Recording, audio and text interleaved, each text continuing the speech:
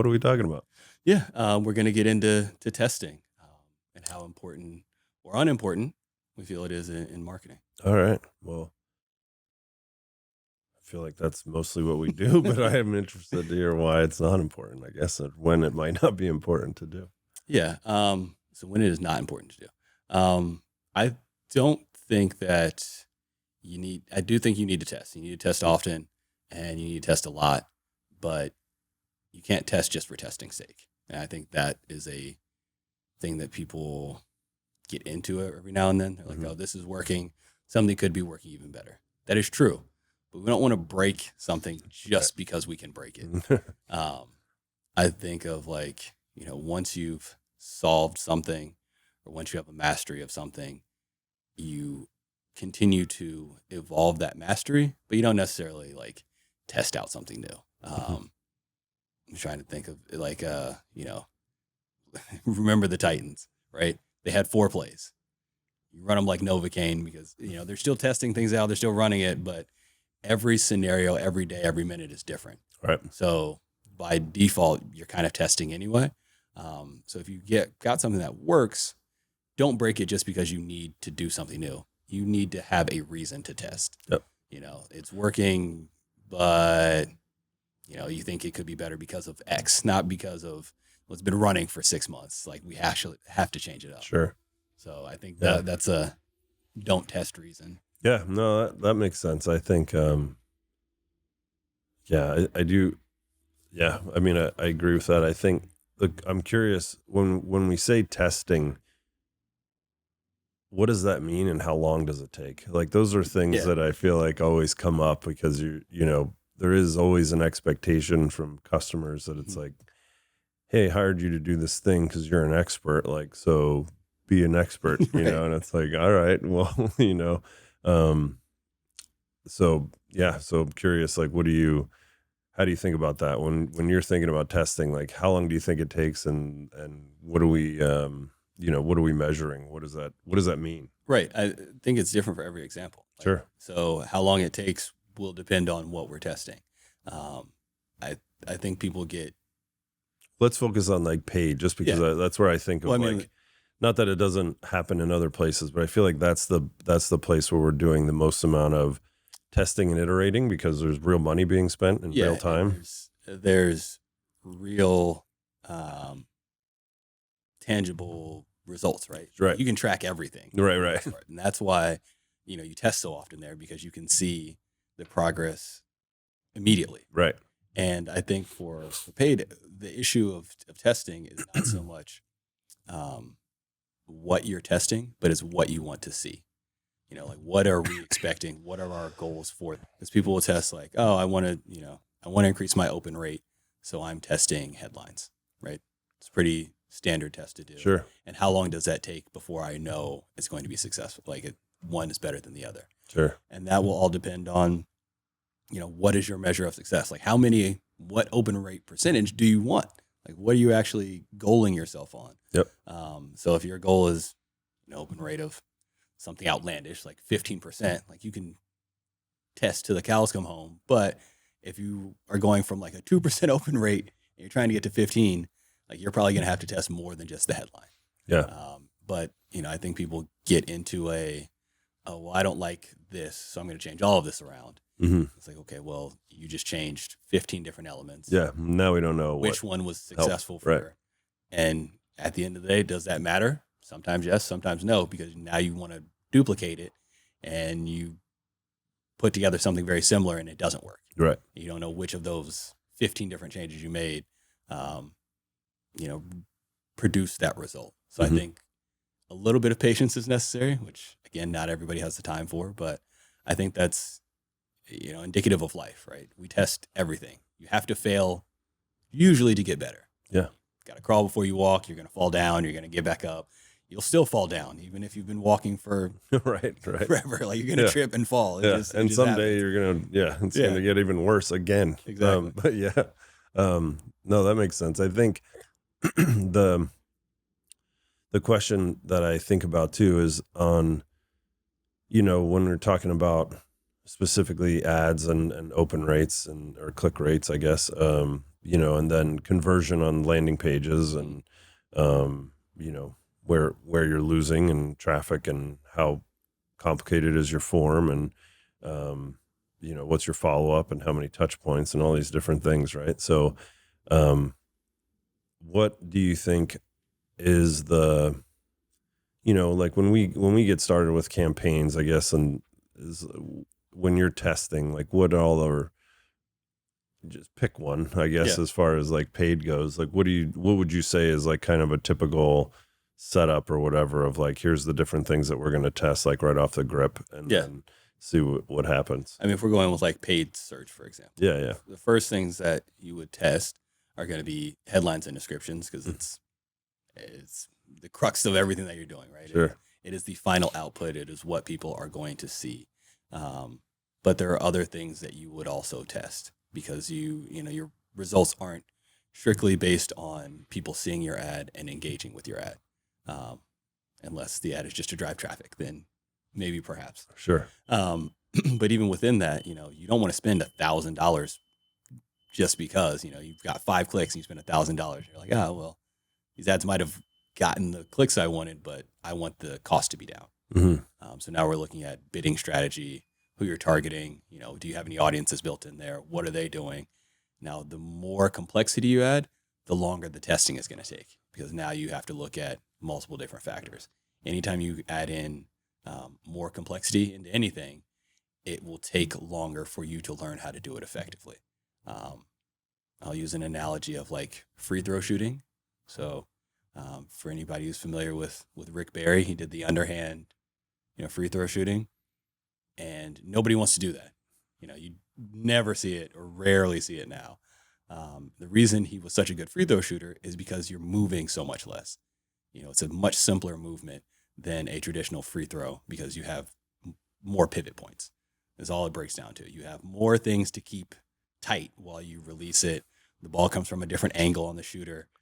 This is the takeaway for this this podcast. Underhand free throw shooting. I will never do it ever. But that's just because of ego, though. Yeah, that's the thing. Like, and that's kind of how weird people look at testing. It's like, I don't want to fail.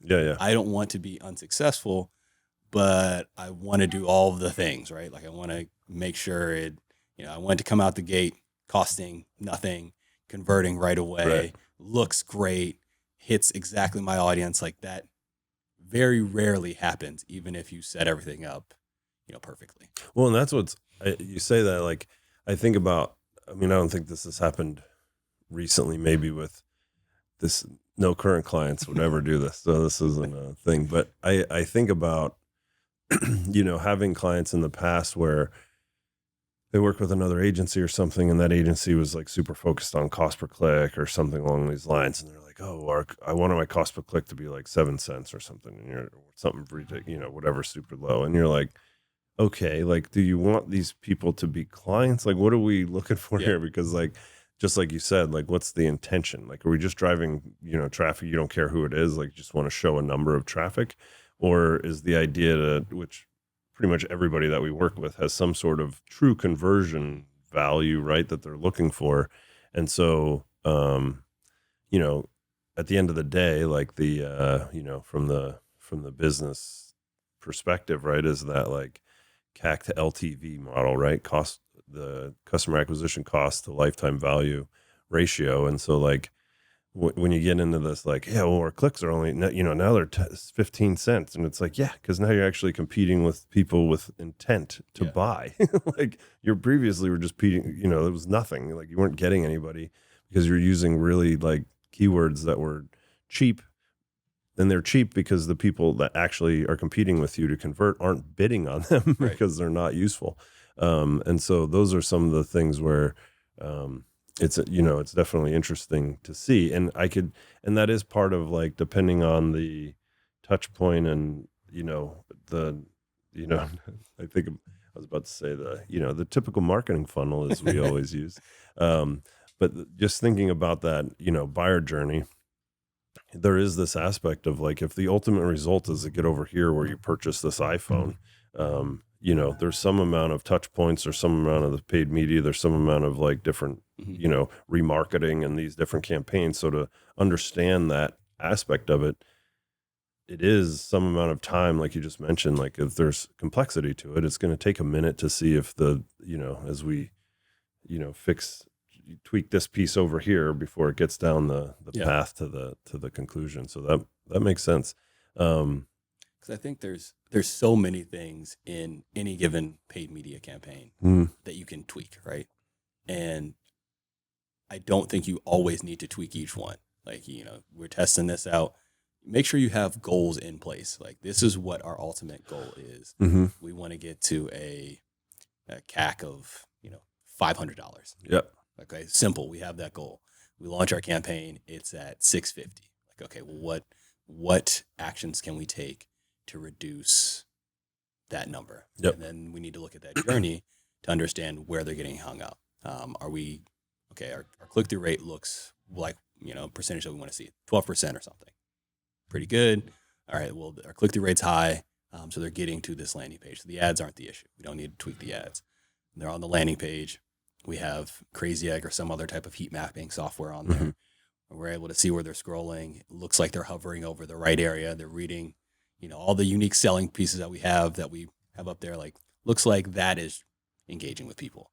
They're filling out the form, but, they're not clicking on it. Or, is it the form, the actual information on the form? Are there too many fields? Is it that the form, has a weird color that just turns people off? Sure. Is that the button's in the wrong spot? Is the form below the fold so that people are reading the information, but then they scroll down to get to the form? Mm-hmm. We notice that area is cool. Yeah, that almost never is a good idea. Yeah. Yeah. So, there can be elements where it's like, oh, well, I don't need to test these first few areas because my KPIs for those are good. Right. I need to test this conversion spot. Or, it could be the opposite. Click-through rate could be terrible, but when they get there, they're actually... Well, and that's what I was going to say, right? Yeah. Is like, that could be the case still. Like, your click-through rate could look good, but if people aren't converting, it's like, what is your ad saying? Your ad's very provocative, but then you get there and they're like, what the hell is this? Yeah. Like, the page could not even be like this. This page doesn't make sense exactly for right. what my ad is. Right. You guys, like, that's what I think about when they're like, when I ask people like, oh, you're running ads, like, and then they're like, oh yeah, we just sent them to the homepage. And I'm like, oh, well, that's a great experience. Like, what are you saying in the ad? Yeah. Just come browse on my website. Well, it's like, if you were like, hey, come over to my house. And I'm like, okay, like, where do you live? And you're like, San Diego. It's like, oh, okay. Right. Exactly. Yeah. Helpful. Yeah, I think, I think that makes sense. I'm curious too, like, one of the things I know that you bring up and, a lot of the time is spend does matter, especially with paid, for how quickly, even Google trains its own, learning mode versus not. What does that, what does that mean? And what, how do we, I know you've done different things like front load spend or do different things to try to speed up the stuff. So I guess, what do you do there? So you need enough data, right? That's really what it boils down to, is based on the amount of competition you have, based on, what your goals are. You need to generate enough information for you to make an informed decision. And that, kind of can go with anything. Right. If you were to say like, hey, I want to, I'll do like personal examples. Like, hey, I want to be able to run a marathon. And you wouldn't start off by running 26 miles the first day. I mean, you could, but unlikely to be successful. It's going to hurt, and then you're going to be injured. Exactly. That's not going to happen. But what you would start with is like, what is the most I can do quickly to have my body get acclimated? It's kind of the same with paid media. What can I do the most? What's going to be the most beneficial first actions I can take for my campaign, for this tool, to understand what I'm trying to do. So oftentimes that is front loading, and Google right now with, kind of their AI and the optimization will do a lot of that. They will spend a little bit heavier to try and get this through learning and, get you into the right spot. So I would say usually front loading is the way to go, unless you're testing more, right? You've got 3 different campaigns running. You can't front load all of them, but you want to see what's successful. We talk a lot about, for like offers. Sometimes an offer is not good enough, or it's too good. you don't want to give it away for free, Right. but you also don't want people to be like, yeah, oh, not this time. Although that's even like, it's funny you say that, because that's one of those things, people think like, oh, if I give it away, it'll be better. Yeah. But we found a lot of times too, where giving it away there's no pain associated with not starting. Right. So there's an aspect of people like, well, if it's free, like, I don't understand, I can't even give this thing away. Well, like, yeah, but that, because the other person has zero commitment, they don't care. Right. There's no like, there's nothing that they have to do on their end because Right. you gave it away. You've created no emotional tie. Right. It's like, It's all just right, like, if this thing is supposed to be so great, why can I get it for free? right. Now, everybody tries out like free trials and stuff too. So Right. it's like, Well, and that's, it's so great that we want to, in that case, get it's a you little hooked bit for a different. second. Yeah. And then, but like, yeah, if it's just, hey, this is free, that's a very different audience. It's a very different thought pattern. It's like, Yeah. all right, well, sure, I'll use it. Why? What's the harm? Or you've got people like, oh, this is, if you're free and your competitor is $2,000, Yeah. people are going to be like, well, not only, yeah. And Like, then, what am I how, getting here? when am I going to get started? I mean, that's why the trials work, right? Because Yeah. there's like, this is your limited time. But, that's where, think about anything that you sign some monthly commitment for. And then it's like, damn, am I even using this thing? Like, I got to use it. I'm spending money on it. That's more what I'm thinking, where it's funny how I some just signed up for ClassPass while I'm out here, and I only did it because it was free for the first 2 weeks. Right. It's like, I'll be out here for a few weeks. I'll be able to take advantage. Take advantage. No, that's good. I think not necessarily directly related, but I think of, I was trying to think of how to talk about testing when it comes to stuff like SEO and things. Whereas like in those things, I feel like they're a much longer lead time to kind of test and see what works. And so, I think about, just as we look at the keywords and competition and things that are out there and, thin content and stuff, it's going to take a minute before if, by the time Google indexes it and relooks at it and then starts showing it up and decides like, what your value is versus the other people for a similar query, those kind of things. I think, it does take a minute to see like, hey, how's this going? And is this being effective? And all things are not created equal. Yeah, for sure. One is a much slower testing process. Yep. Bring it up all the time. Same analogy of like, it's dieting. You can't diet for a week and be like, oh man. I mean, you can if you just straight starve yourself. Or something, right. But like, you can't unhealthily. Yeah. usually see the results. I mean, that would be like the black hat SEO. Like, I'm going to try all these spammy things real aggressively, and it may work for. I remember a minute. Yeah. It's kind of a side project, but my uncle did the Atkins diet, and similar diets have come out since then that have been a little bit more refined. But the Atkins one was basically like no carbs, no complex carbs, and you'll lose weight, and you will until you eat a complex carb again. Right. I mean, he lost a good amount of weight pretty quickly. He was like, "This is great," but then you want like it's not a lifestyle change. It's a diet. It's a hey, I'm trying to cut down for this thing in 2 months or in a month or whatever. And so immediately, I mean, within 2 weeks of him eating food again, almost all the weight had come back. Oh, man. The fastest transition back I think I've seen for somebody who wasn't like, he wasn't injured. Nothing really happened. It was just that like the weight that he lost and how he lost it wasn't really sustainable unless you kept doing it that way. Sure. And that wasn't the plan. Right. Yeah. I mean, that's, I think, and it's funny too, because of how sophisticated, that the diet one too. I mean, I just feel like people are more and more educated and sophisticated on what these things are supposed to look like long term, but still not always with marketing, but that's but that's okay. Otherwise, I don't know, what would we do? Right. But yeah, I think that makes a lot of sense. But yeah, I think that is the key to all of this, is just ongoing testing. And then because of that, like that's the piece, something that you said, and that's one of the things too, that I feel like there's still people getting away with having like really crappy reporting, but like those are the pieces, right? Like that's kind of, you're testing, you have to have some expectation on result, obviously.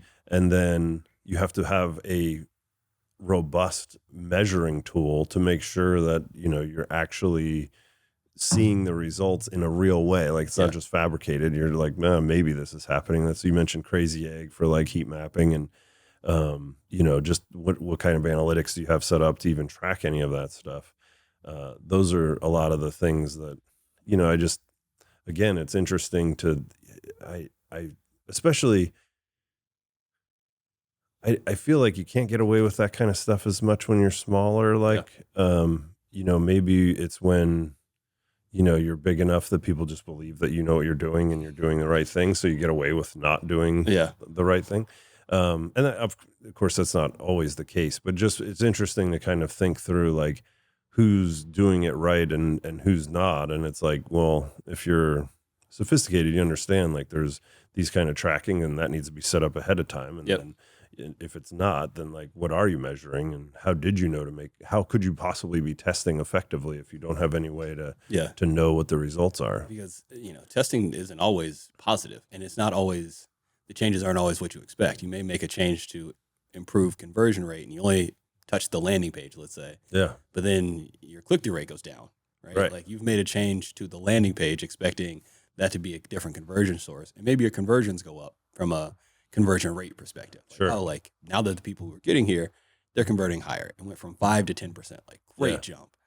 But your click-through rate went from 10 to 5%. And you're like, well, now I'm back where I... And I think like right off the bat, I think of quality score in that case, but that's where, those are other things, like how maybe it doesn't feel related, but it's like, oh, all of a sudden unintended consequences. Yeah. I dropped my quality score, my paid went up. Now I'm running out of budget. But, that's good. I think, I think that makes sense. Test everything. Yeah. And I think talking about it up front, I mean, that's the other thing as a marketing person and talking to clients and stuff is just be like, look, like we're really good. And we've found ways to make things very successful, but, I think some campaigns, it's like, I only run this thing for like a month. And it's like, well, it wasn't as successful. It's like, I know, like you're right. Well, we were able to test as many things as we could and we did. And we were improving, in that last week, of course, but that was now we're done. So it's like, there's not a whole lot more for us to do there. And I think that's an expectation on both sides, right? Like, sure. If you only have a month for this campaign, like it needs to be set up differently than if you know you're going to run this for a year. Right. And you're going to run it for, and that's the thing is that ideally you can establish those boundaries with your client and be like, look, like we're this, we're good. We've done this for you. In this case, like it's not, we didn't change our group. We're still doing all the same things that we know to do. We're just playing in a different, it's a different game now. Yeah. And so we, and us knowing it's a different game, our strategy is different, I mean, I think that works better when you are talking to marketers, but as everybody who works at marketing agencies know, you're not always talking to marketers. Right. And so, those conversations are different when you're talking to somebody who understands like, okay, not every campaign is the same. Like, right. Every time you do a new campaign, it is different. Yep. It is, it's like children. Like everyone is same mother and father, not going to be the same kid. Yep. So even if it's, us having the same working relationship and we're the ones doing the creative and we're discussing price points and targeting and everything with the same client, that does not mean it will have the exact same result. Yeah. So I think. Well, and you're right. I mean, the audience changes, locations can change. Like, I mean, it's always something new, you know? I mean, every day is different. It's like, well, we just promoted this product for, Memorial Day. Why is our 4th of July performance not the same? Well, it's a different holiday. Yeah, right. They're both patriotic. People are thinking about it differently. Right. They're doing different things and their kids and are what was it? Exactly. Right. Like, and what is the product, right? Like, it's like Memorial Day, like all swimming starts and the whole shebang, was it something related to that? Or, it's all that kind of stuff. Like, it might not have been the promo. It may have been the like search volume in that during that week based on the scenario. So, all of that is factors. And I know, it sounds like a bunch of excuses on the surface. Like, oh, is that what you suck because of this? Like, it's like, like to each their own, but like, just recognize like that is, the whole reason we talked about the loop the last time and argued about my funnel analogies. But, was to that point, is like marketing is complicated. Your audience is everywhere. Like it's, it is word of mouth, but even word of mouth doesn't mean the same thing. It's not like your neighbor told you. It's like, Right. Your influencer, Yep. friend told you.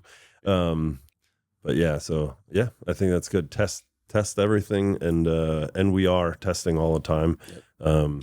Test early, test often. Yeah. Test today, test tomorrow. Fail early, fail often. Yeah. Yeah.